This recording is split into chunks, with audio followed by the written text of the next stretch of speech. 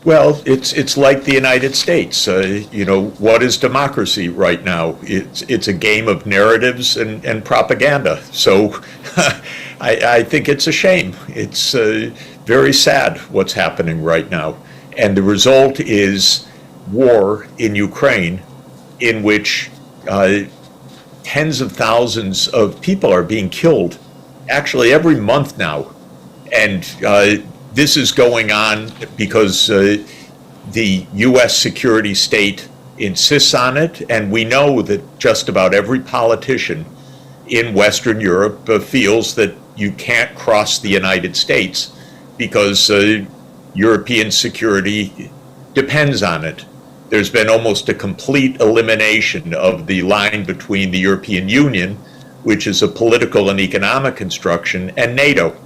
And it's not an accident that the headquarters of both NATO and the EU are in Brussels. I think it's a sad fact that Europe lost its way by confusing this military alliance, which is a US-led construction, with the political, cultural, social, and economic grouping of Europe, which is an aim to get the best of more than 2,000 years of culture in Europe. But now they're all confused. And I know that the European leaders simply will not cross the White House. Truly, I don't understand why, because none of this is in Europe's real interest. And many European leaders know better. But they're not talking. And what's happening in the media in Slovakia is happening all over the regions dominated by the U.S. And people are afraid. People are afraid of the United States government. People are afraid of the security state. People say, well, that's where our bread is buttered, or that's where our incomes come from, or that is where our security comes from, so we're not going to cross that. And but it's terrible, because if people would understand recent history, what is this U.S. security state? It's the one that brought 20 years of destruction to Afghanistan. It's the one that brought the Iraq War. It's the one that destabilized Syria. It's the one that destabilized Libya. And it's the one that destabilized Ukraine, by the way. So people should see it with their own eyes. It's too bad. I want my country to do better, but I would have expected other countries to look at the facts as they are. Well, I think Ukraine is getting destroyed.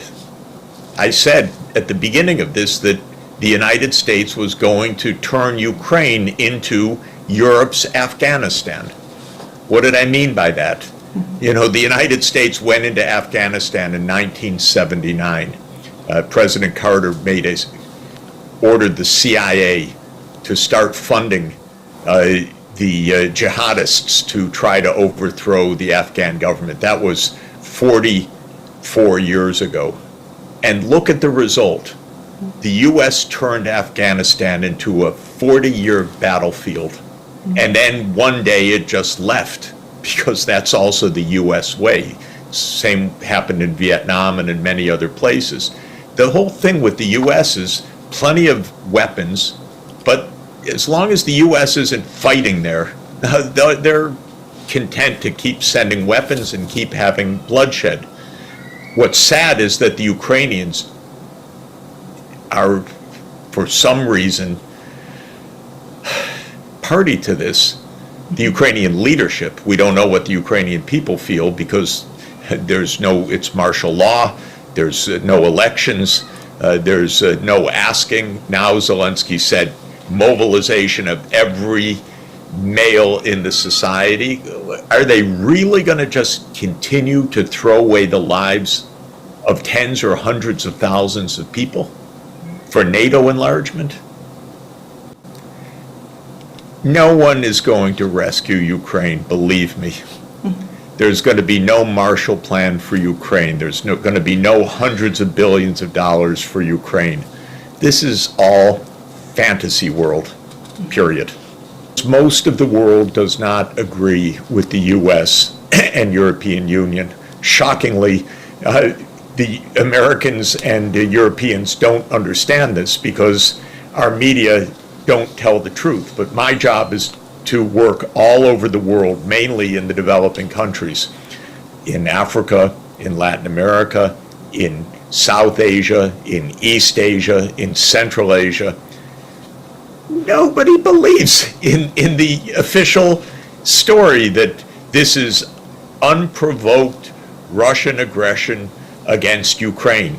Everybody knows this is about the U.S. and Russia, NATO enlargement, U.S. power. This is what people know. So governments around the world didn't stop doing business with Russia. That's it. If they had, the sanctions would have had a much bigger effect. But Russia's actively trading all over Asia, all over Latin America, all over Africa. And the sanctions regime is just the US, EU, UK, Japan, Korea, Singapore. That's it. And the rest of the world is doing its business. And our media can't understand this because their job is to report the US government narrative, which is that the whole world is united against Russia. Well, nonsense. This is exactly why these sanctions didn't work. By the way, the sanctions didn't work for a simple reason, which is not only does most of the world want to continue to have normal economic relations with Russia, but it's not so hard to have arrangements that don't involve U.S. banks. You just use other people's banks. That's the story. And so settling in rubles or settling in renminbi or settling in some other currency is not rocket science. It's just if you're not a friend of the United States, keep your money out of U.S. dollars because they may take the money away. That's the lesson. And so Russia's now dealing in non-dollar transactions.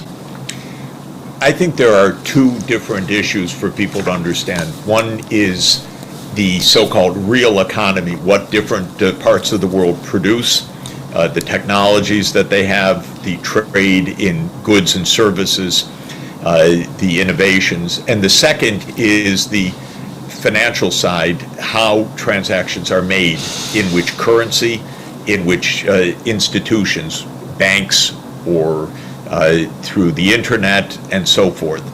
And the point that I'm making broadly is that on the second dimension, the role of the dollar will diminish over time for two main reasons. One is that it's not safe for any country that is not in good foreign relations with the United States to keep its reserves in dollars because the U.S. has basically militarized the dollar.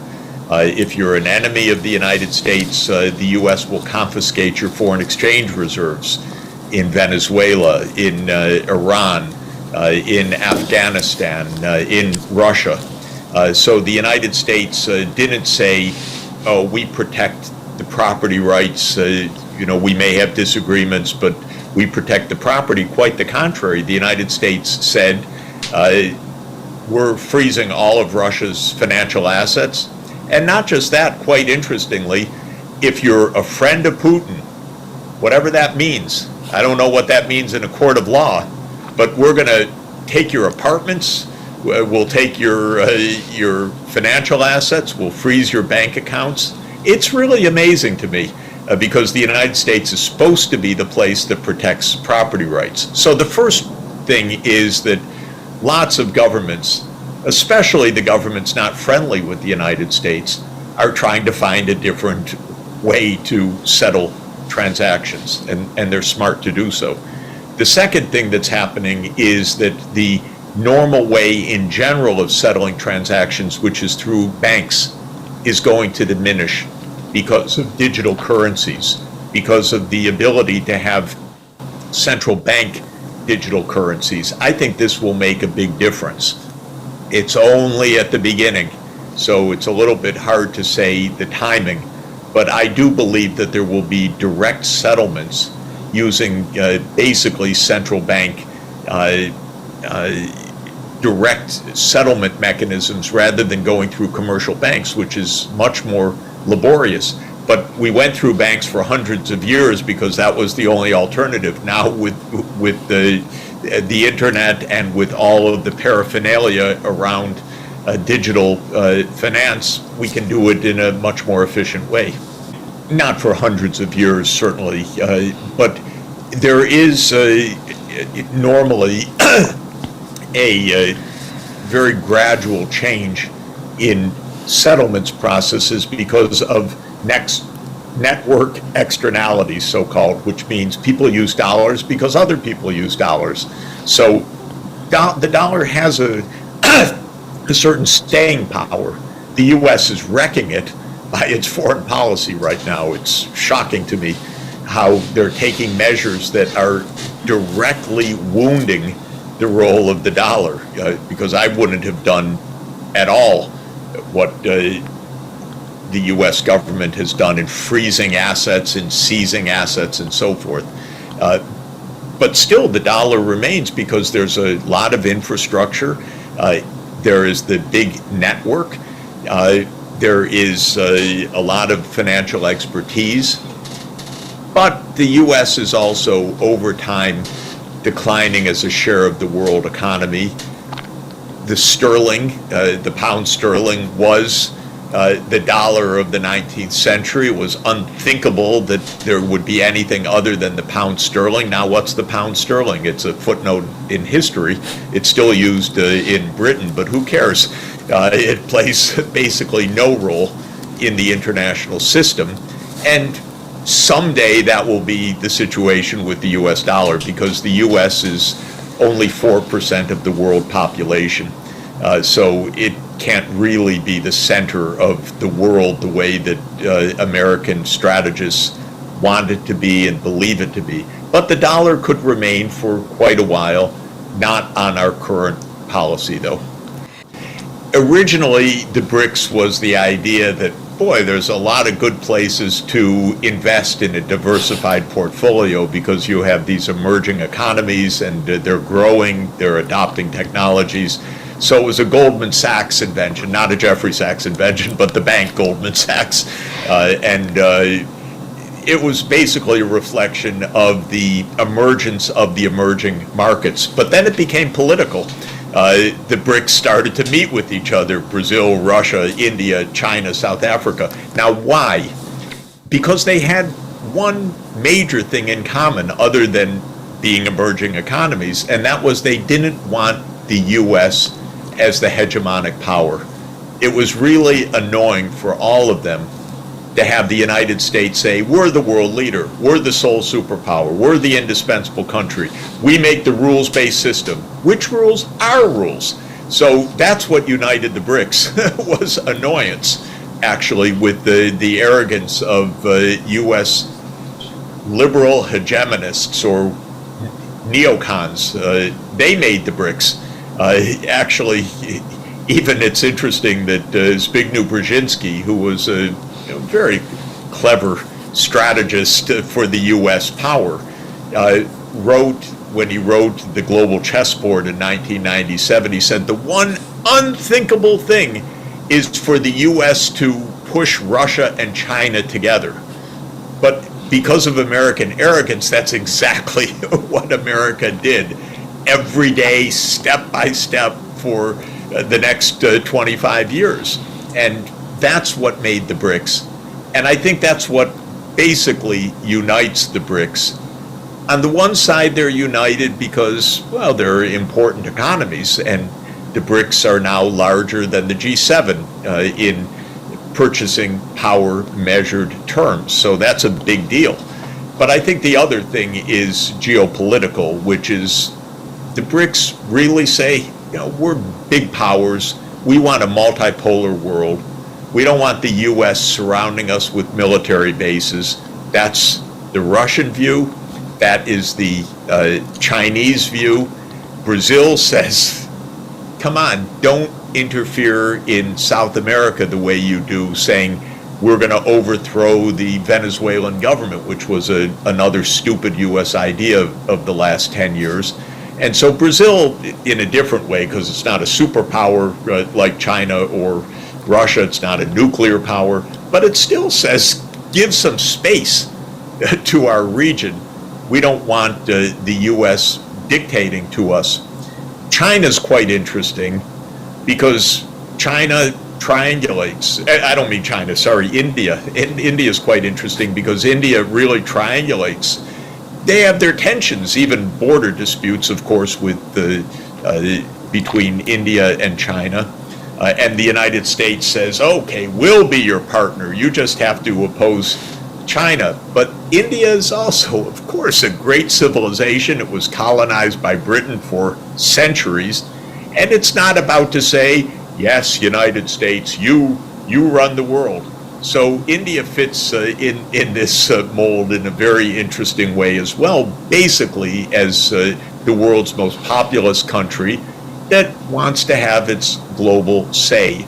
So what the BRICS really represent is the call for multipolarity as opposed to a US-led world.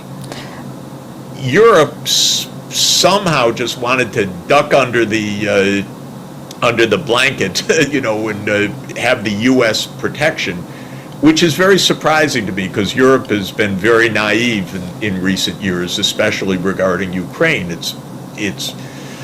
It's accepted huge economic costs without any strategic thinking because the U.S. said so, and we'll see how that evolves. Well, look, the Wall Street very much has a presence and wants an even bigger presence in China. It wants a presence in India and so on. Russia is another matter because stupidly for the moment, all economic connections were lost and cut, which is a shame. I believe they'll come back because you can't just close your eyes and say that a country of 11 time zones and a nuclear superpower doesn't exist, but that's the attitude right now. In fact, there's lots of connection. Where the breakdown is occurring is at the political level. The companies would like to have ongoing normal relations with China, but the United States is saying, no, we have to go into a containment mode. We're going to scrutinize your investments. If a U.S. company invests in China, it's considered unpatriotic or maybe threatening U.S. security. This is the change, really. And there's lots of interchange over the last 30 years between U.S. and Chinese scholars and lots of Chinese students studying in the United States and Europe, but the U.S. is cutting that too. All of this is bad for the U.S. and Europe.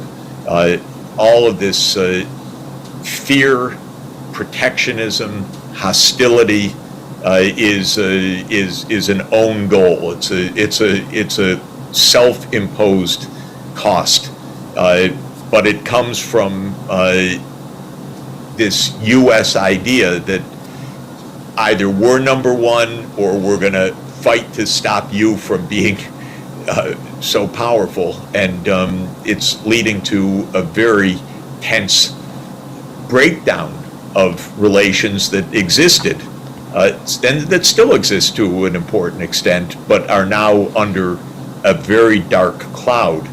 And so if you have good relations with China, the eyebrows are raised in the United States. What are you doing? Something improper, and so on. And Europe is increasingly playing with this, which is ridiculous because Europe and China are partners in Eurasia.